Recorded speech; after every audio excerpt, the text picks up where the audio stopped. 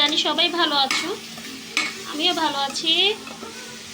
দেখো আজকে আমার কিছু ভাত রয়ে গেছিলো, যে গরমের মধ্যে খাওয়া হয়নি, ইচ্ছে করেনি খেতে, তো সেই ভাত রয়ে গিয়েছিল, খেতে পারিনি।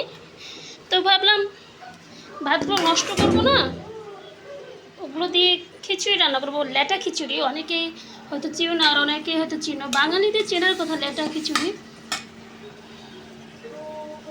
এই যে ল্যাটা খিচুড়ি করার জন্য আমি এখানে অল্প কিছু মুরগি নিয়ে নিলাম, মুরগির কিছু পিস, এই যে অল্প ছোট ছোট করে কেটে নিয়েছি, ডাউল দিয়ে এখানে বসিয়েছি। এগুলো একটু সিদ্ধ হয়ে গেলে তারপরে এই যে ভাতগুলো এগুলো দিয়ে দিব। আমার কাছে তো খুব ভালো লাগে, কার কাছে কেমন লাগে জানাবা।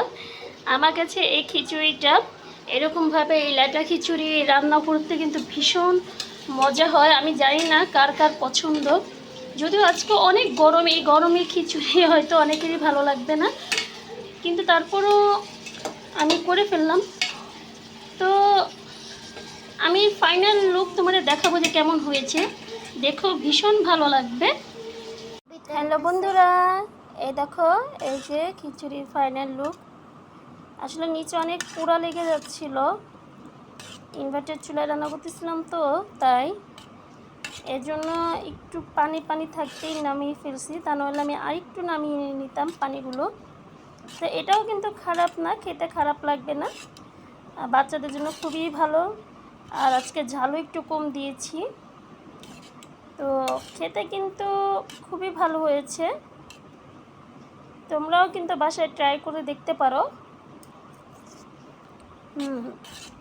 ভীষণ ভালো হয়েছে। যাদের ভাত নষ্ট হওয়ার ভয় থাকে তারা এরকম ভাত না ফালিয়ে এভাবে রান্না করে নিতে পারো। তো সবাই সাবস্ক্রাইব করো আমার চ্যানেলটি, এবং লাইক দিও, কমেন্ট করো, ভালো লাগলো কি খারাপ লাগলো আমাকে অবশ্যই জানাবে।